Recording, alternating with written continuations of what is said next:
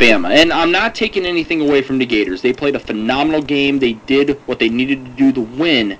But the one thing I kind of scratch my head about, I kind of wonder why Nick Saban went away from running the ball with Glenn Coffey on the right side, because you saw Coffey was able to put out 15, 20, 25-yard runs on that outside, was controlling the game on that aspect.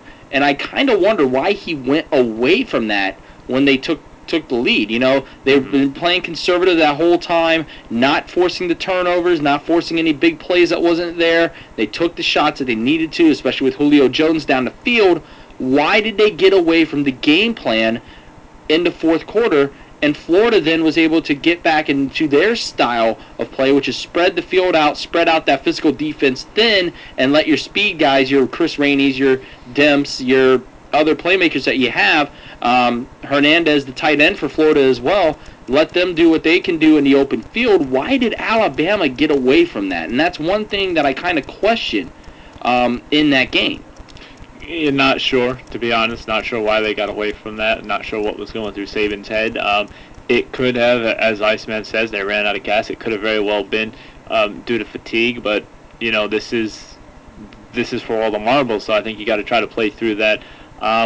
Really not sure, Ryan. Not sure why he went away from it. Maybe that's something that will, kind of eat at him. Was a phenomenal game, and I think. Alabama did a great job of keeping that game close against a very high-powered Florida team. I mean, we've seen Florida just pull away from games. They dominated in the trenches. I mean, the offensive line and the defensive line for Alabama was smacking Florida in the mouth every single down, every single possession. You kind of saw that the offensive side of Florida, Tebow and the offensive coordinators were getting frustrated because of the fact they couldn't do anything with Alabama.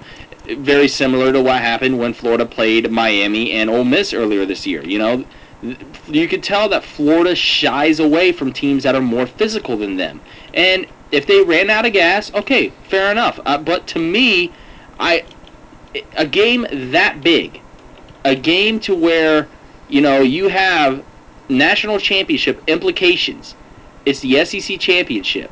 You had a young team that had fought every single game to get to where they're at. To me, running out of gas is I think that's more of a excuse and more of a cop-out if you're Alabama than an actual reason. That's just me. I mean, you were manhandling out Florida, you were imposing their will, and you were playing conservative and playing safe the whole time. You weren't taking any shots down the field unless they were there, so I kind of don't understand why they were running out of gas all of a sudden. Yeah, I mean, you make a good point, and I'm not sure, we're just trying to kind of feel out maybe why Saban went away from that. I mean, I really don't know, Ryan. Maybe he didn't have, this is a young team. Maybe there was questions or things that he saw or things that he didn't have faith in the team. I really don't know, or maybe Florida just did that good of a job of stopping whatever Saban wanted to do. That could be the very thing. I mean, maybe they went away from the run because of a certain type of package they were putting in, even though it was very successful for them all game long. Maybe something in the fourth quarter changed in terms of personnel or things like that drove Saban to get away from that. In any case, I don't understand why they went away from running the ball with Coffey on that right side, especially when they were putting out the yards that they were, when they were dominating on the trenches. Why didn't they just stick to that? To me, I don't understand that. I mean, you could say they ran out of gas, but you were punishing Florida this whole time. Why you went away from that, I can never understand it. But at the same time, hey, give Florida some credit. They were able to dig deep. They were depleted on the offensive side of the ball. The defense was beat up from the run. Tebow was somehow, some way.